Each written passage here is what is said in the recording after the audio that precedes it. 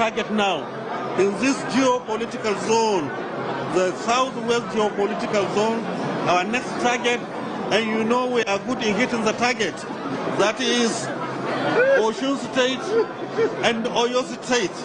We assure you, we will do all what is possible to bring them into the fold. Governor Makinde of Oyo State and his Osun counterpart, Adeleke, have knocked the national chairman of the All Progressive Congress, Abdullahi Ganduje, for saying the APC would take over Oyo and Osun State after winning Ondo State election on Saturday. Speaking with journalists in Akure on Sunday, after the Independent National Electoral Commission, INEC declared the APC candidate, Lucky Ayedatiwa, as the winner of the Saturday's governorship election in Ondo State. Ganduje had declared that the APC aimed to achieve political homogeneity of Southwest by furthering displacing the People of Democratic Party from Oyo and Osun states. Ganduje said, "Our next target now is the Southwest geopolitical zone, and you know we are good at hitting the target, and this is Osun State and Oyo State. We will do all that is possible to bring them back into the fold so that we will have political homogeneity in the Southwest geopolitical zone." But reacting on Monday, Oyo State Governor Makinde described Ganduje's assertion as wishful thinking, while Osun State Governor Adeleke cautioned the APC national chairman against anti-democratic utterances and plots to destabilize the Southwest. The Oyo governor, through his chief press secretary, Dr. Sulaiman Olarewaju, in a conversation with The Punch, said the government and the Oyo PDP would not surrender the state to the APC. Olarewaju said the Oyo governor aligned with a statement by the acting publicity secretary of the Oyo PDP,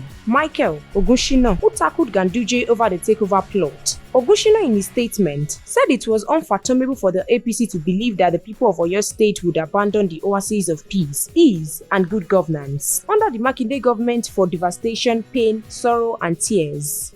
Rather than talk about the state capture, the Oyo PDP said it would have expected the APC-led federal government to preoccupy itself with how to ease the burden imposed on Nigerians through their alleged wrong policies. It is a shame that instead of easing people's burden, what preoccupies the mind of the APC and its leadership are the capture of states and the abduction of people's destiny. Where then is the difference between what the APC does and what the forest bandits do? Our people are tired of a party and people that are progressive only in name. Ganduje and his cohort who want to extend the pains of APC to Oyo State should stop plotting against God and the people. We reject the calls from Ganduje and his APC. Our God who hates the wicked rejects them too.